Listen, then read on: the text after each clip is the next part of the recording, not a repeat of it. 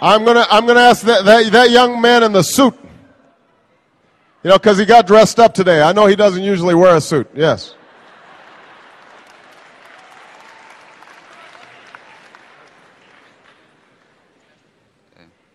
Go ahead. I just want to know, well, what do you expect from the French and the European countries regarding the war on terror? Good. That's a good question. Look,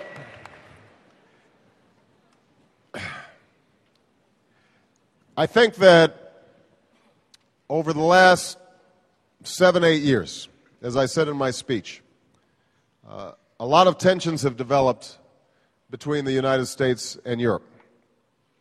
And one of the legacies I hope for my administration is that we start bringing our historic alliance back together in a much more effective way.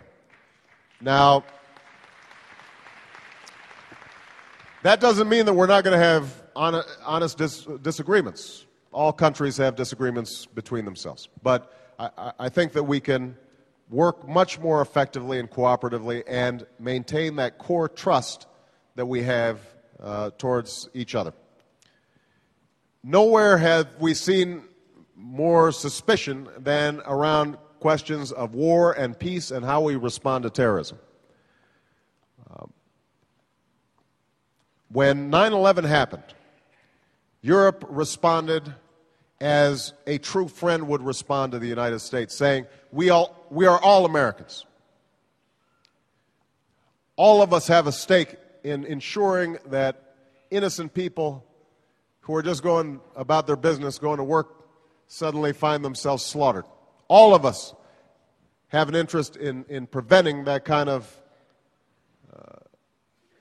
vicious, evil act. But after the initial NATO engagement in Afghanistan, we got sidetracked by Iraq. And we have not fully recovered that initial insight that we have a mutual interest in ensuring that organizations like Al-Qaeda cannot operate. And I think that it is important for Europe to understand that even though I'm now president and George Bush is no longer president, Al-Qaeda is still a threat. And that we cannot pretend somehow that because Barack Hussein Obama got elected as president, suddenly everything's going to be okay. It is going to be a very difficult challenge. Al-Qaeda is still bent on carrying out terrorist activity.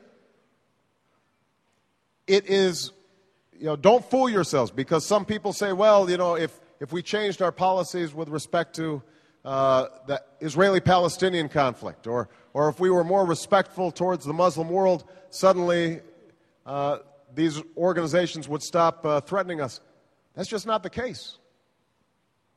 It is true that we have to change our behavior in showing the Muslim world greater respect and changing our language and changing our tone. It is true that we have to work very hard for Israeli-Palestinian peace. But what is also true is that these organizations are willing to kill innocent people because of a twisted, distorted ideology. And we, as democracies and as people who value human life, can't allow those organizations to operate. So, here's the bottom line. The United States has reviewed and redesigned its approach to Afghanistan. We believe that we cannot just win militarily. We have to win through development aid. We have to win through increasing the capacity of the Afghan government to provide basic services to its people and to uphold rule of law. We have to work with the Pakistani government so that they are more trusted by their population and have more control so that they can then help us go after these terrorists. We have to encourage diplomacy in the region. So it can't just be a military strategy, and we will be partnering with Europe on the development side and on the diplomatic side. But there will be a military component to it. And Europe should not simply expect the United States to shoulder that burden alone. We should not, because this is a joint problem, and it requires joint effort.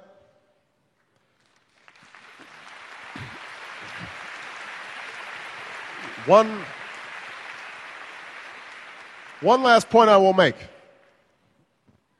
In dealing with terrorism, we can't lose sight of our values and who we are. That's why I closed Guantanamo. That's why I made very clear that we will not engage in certain interrogation practices. I don't believe that there is a contradiction between our security and our values. And when you start sacrificing your values, when you lose yourself, then over the long term that will make you less secure. When we saw what happened in Abu Ghraib, that wasn't good for our security. That was a recruitment tool for terrorism. Humiliating people is never a good strategy to battle terrorism. So we are going to conduct our operations in a way that reflect our best selves and make sure that we are proud. And that, in turn, will allow the Europeans, I think, to feel good about our joint efforts and also not to have excuses not to participate in those joint efforts. All right? Okay.